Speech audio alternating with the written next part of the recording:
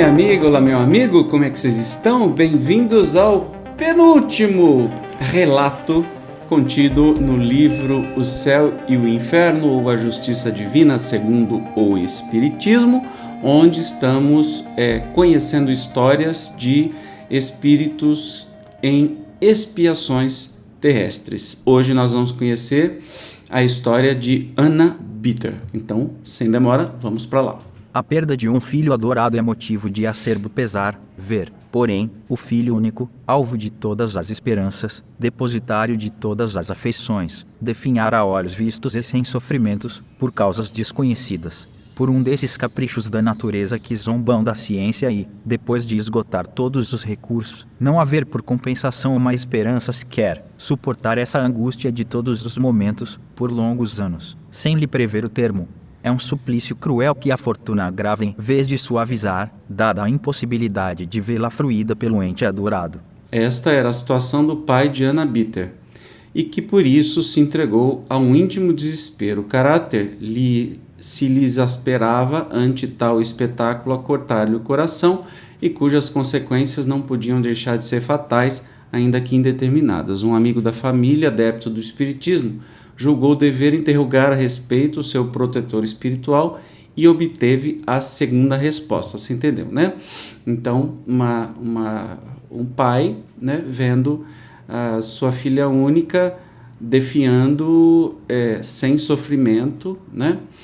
Então, aí um amigo resolveu fazer a pergunta para o anjo da guarda, o mentor espiritual dessa criança. Então, vamos ver a resposta. Muito desejo explicar-te o caso que ora te preocupa, mesmo porque sei que a mim não recorres por curiosidade indiscreta, mas pelo interesse que te merece aquela pobre criança, e ainda porque, crente na justiça divina, tu só terás a ganhar com isso.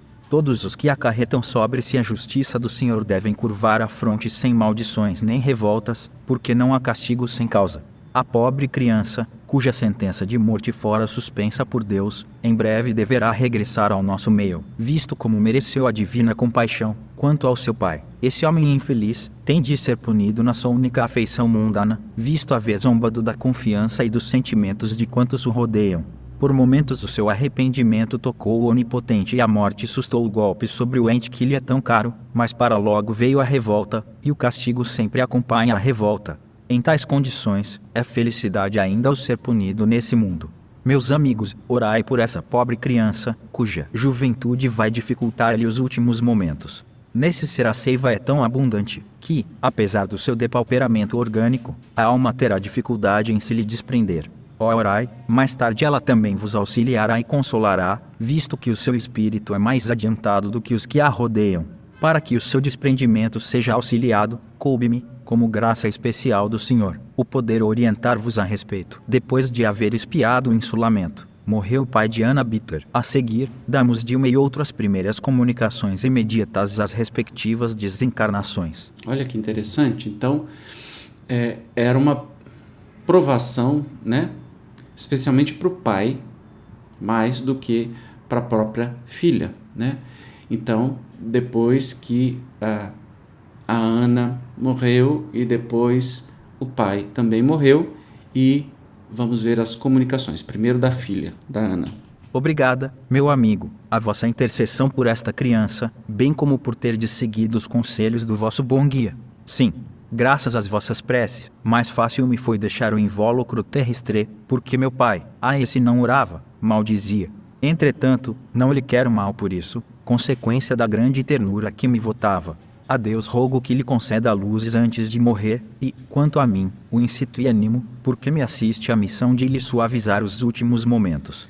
Vezes há nas quais parece que um raio de luz divina baixa até ele e o comove. Contudo, isso não passa de fugaz clarão que para logo o deixa entregue às primitivas ideias. Olha que interessante isso. Ele tem consigo um germen de fé, mas tão sufocada pelos mundanos interesses, que só poderá vingar por meio de novas e mais cruéis provações. Pelo que me diz respeito, apenas cumpria suportar um resto de prova, de expiação, e assim é que ela não foi nem muito dolorosa nem muito difícil.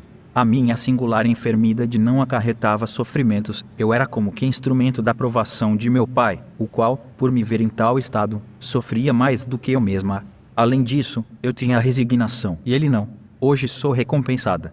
Deus, graciosamente, abreviou-me a estada na terra, que aliás lhe agradeço. Feliz entre os bons espíritos que me cercam, todos cumprimos satisfeitos as nossas obrigações, mesmo porque a inatividade seria um cruel suplício. Olha que interessante, né? Então, primeiro a gente acha que é a história da menina e, na verdade, o espírito mais necessitado, neste caso, era o próprio pai, né? Então, nós temos aí o relato de uma alma tranquila e mais evoluída, mas que esta expiação serviu muito mais para o pai do que para esta própria criança. Então vamos lá? Evocação do pai 1 mês depois da morte.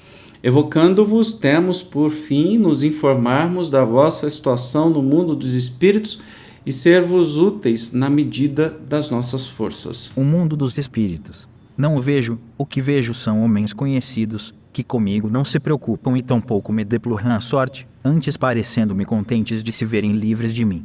Mas fazeis uma ideia exata da vossa condição? Perfeitamente. Por algum tempo julguei-me ainda no vosso mundo, mas hoje sei muito bem que não mais lhe pertenço. Por que então não podeis divisar outros espíritos? Quer dizer, que você não enxerga outros espíritos em sua volta? Ignoro, conquanto tudo esteja bem claro em torno de mim.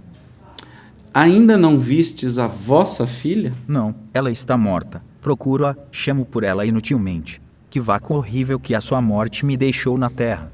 Morrendo, julgava encontrá-la, mas nada. O insolamento sempre ninguém que me dirija uma palavra de consolação e de esperança.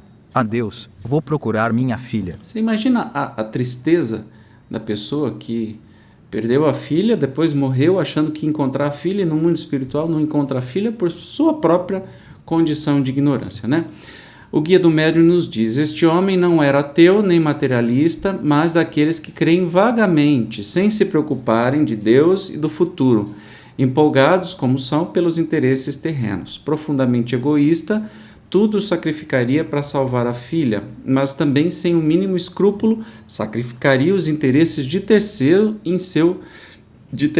em seu proveito pessoal, ou seja, ia sacrificar os outros para seus interesses. Então não tinha muita consciência, né? Por ninguém se interessava além da sua filha. Deus o puniu da forma como vistes, arrebatando-lhe da terra a consolação única. E como ele se não arrependesse, o sequestro subsiste no mundo espiritual. Não se interessando por ninguém aí, também aqui ninguém por ele se interessa. Permanece só, isolado, abandonado, e nisso consiste a sua punição. Mas que faz ele em tais conjunturas? Dirige-se a Deus? Arrepende-se? Não. Murmura sempre, blasfema, até faz, em uma palavra, o que fazia na terra.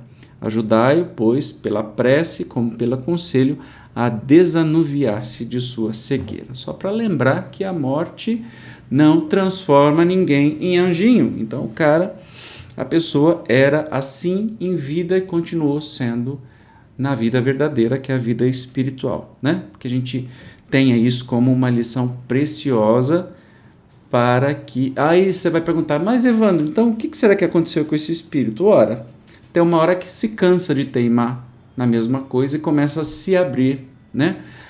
O sofrimento dobra as pessoas, mesmo no mundo espiritual, e aí começa a pedir auxílio para Deus e certamente é recompensado, é auxiliado até pela própria filha. Isso já deve ter acontecido, que faz muito tempo, né? Este caso. Então nos vemos na última história deste livro maravilhoso. Até o próximo episódio. Tchau!